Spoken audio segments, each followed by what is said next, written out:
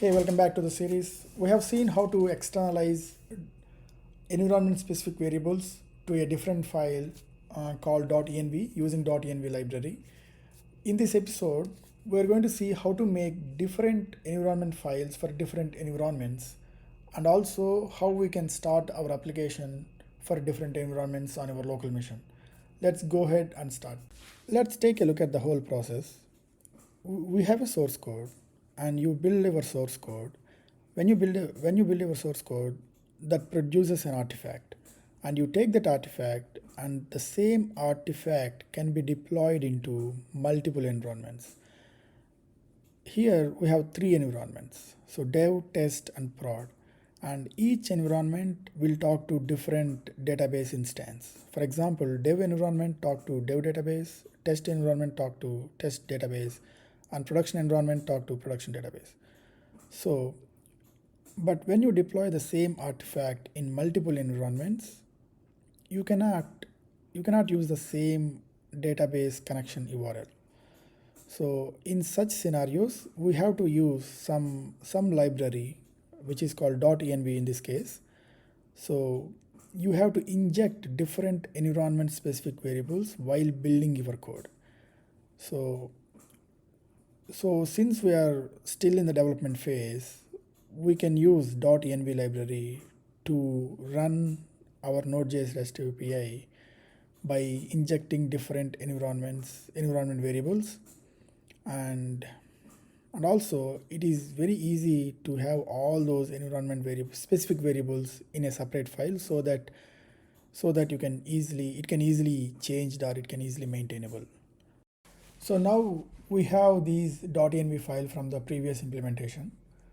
So what I'm going to do is I'm going to move all the environment files into a separate folder called environments. Since we are maintaining multiple files here, it's better to have a separate folder for these. So I'm going to create a folder called environments and I'm going to move this .env to that folder.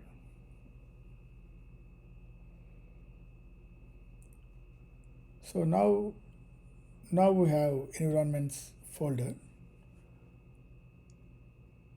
Now we have to give this, since it's not in the default path, we have to give the path explicitly like this.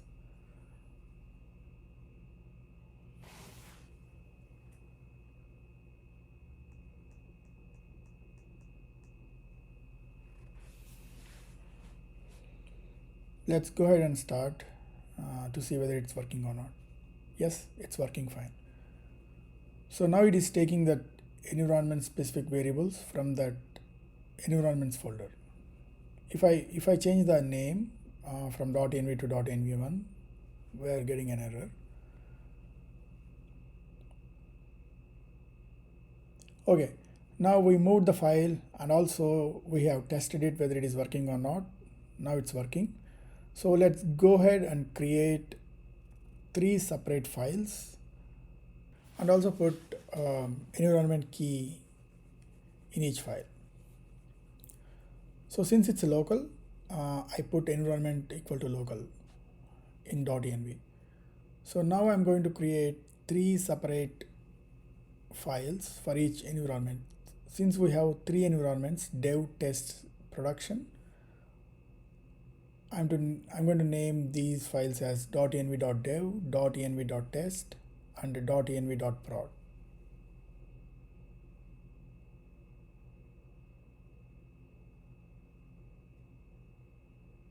Now we have three files and paste all those three here. In environment.dev, we can just put development. In test, and .env.prod, we can put it as production.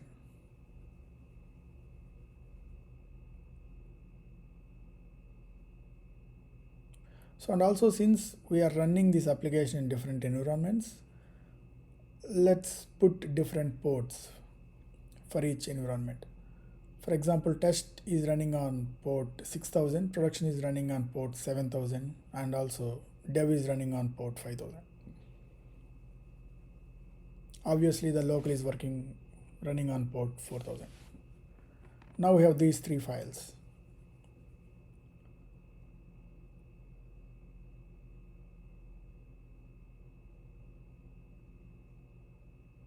Now let's go to index.js, and we need a way to import these files according to the environment when you are running the application or building the application. So we can change the path. We can dynamically create a path when you are giving the file to .env library. So one way to dynamically add the path is creating a string template and giving .process.env .node environment. So whenever you start a command, whenever you are run build or start command, you need to pass this environment key called node _env in the command. So as of now, let's assume we are passing this node environment variable in the command, and we are reading this variable here.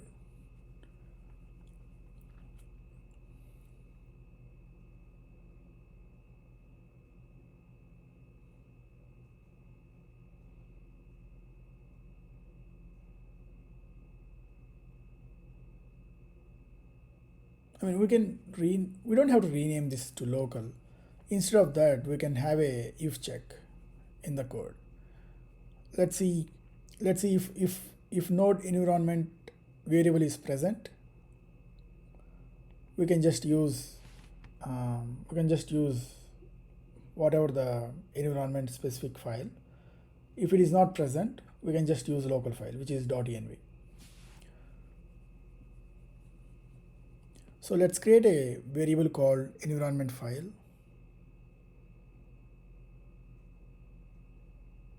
Environment file path, env file path or env path.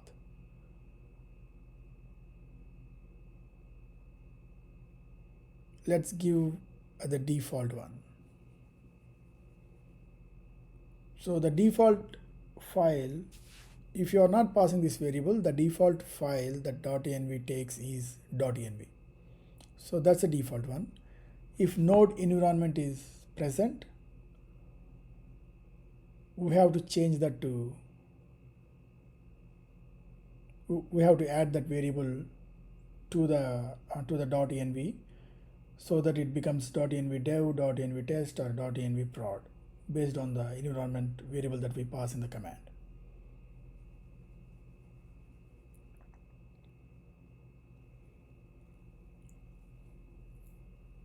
And we have to give this environment file path to the path. Now everything is working fine. Since we are not passing any variable, the .env is taking default file, which is .env, and the API is running on port 4000. So to pass that variable, we have to use a library called Cross-Env. So you can directly pass, but since I'm using Mac, you might be using Windows, we have to use this module called Cross-Env so that the commands will be consistent across the platforms. So let's install. So we have installed Cross-Env, and the way we pass, we have to pass like this: Cross-Env node environment variable, whatever the variable name. So the variable name is same here. So let's pass. Let's create a script here.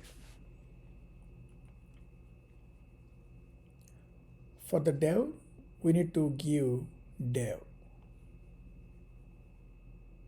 So remember, you have to give these environments in such a way the file extensions, the .env file extensions match these environment. Since for the dev we are giving node environment equal to dev, so .env.dev matches this particular environment. So let's create 3 scripts. One is for dev, one is for test, one is for production.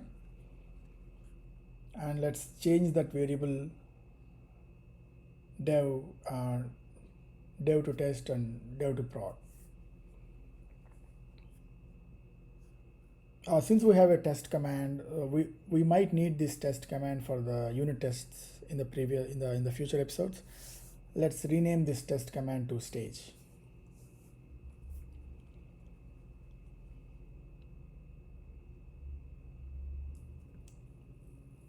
So now we have 4 scripts. When you run start, it will take the default file. When you run dev, it will take the dev file. When you run stage, it will take the test file. So in the same way, when you run the production, it will take the production. So I have given separate ports to notice that particular difference. Let's go ahead and start the application.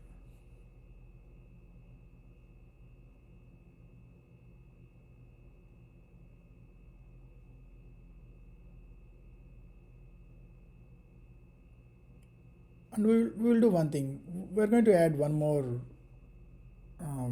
variable here in the template string here, so that we will know which environment it is running. Whenever the application starts, this console, the logger statement prints this particular message. And also, since we are adding environment, so we will exactly know which environment the API is running on.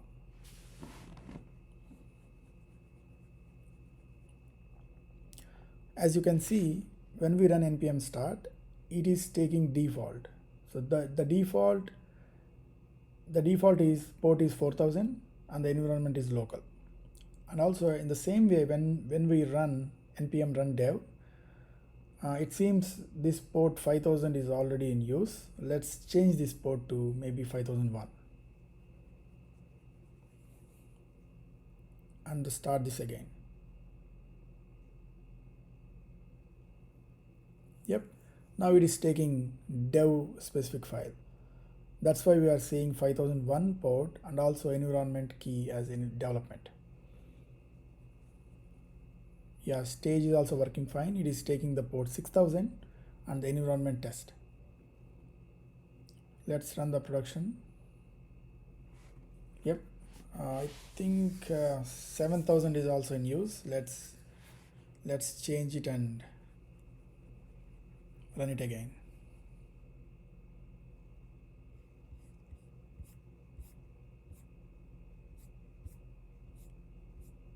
Even the production is also working fine. Now we can see the port API is running on port 7000 and the environment is production.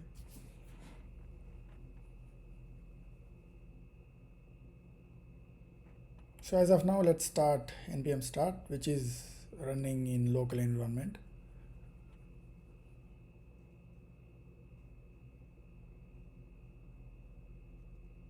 So since we have, we can just remove this if condition. We can just use ternary operator instead of if condition. You can just put ternary operator like this, question mark.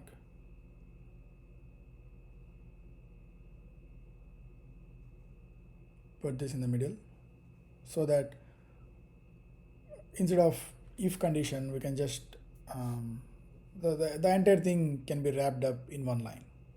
That looks good actually. Okay, that is how we maintain separate environment files, and we take environment specific variables from different files when you are running the application in local, or when you are running the application, when you are building the application for production. This is a nicer way of maintaining multiple environment specific variables in your local machine. You can connect to any environment from your local machine by running these commands. So thank you for watching. Don't forget to subscribe. In the future episodes, we're going to see much more complicated scenarios.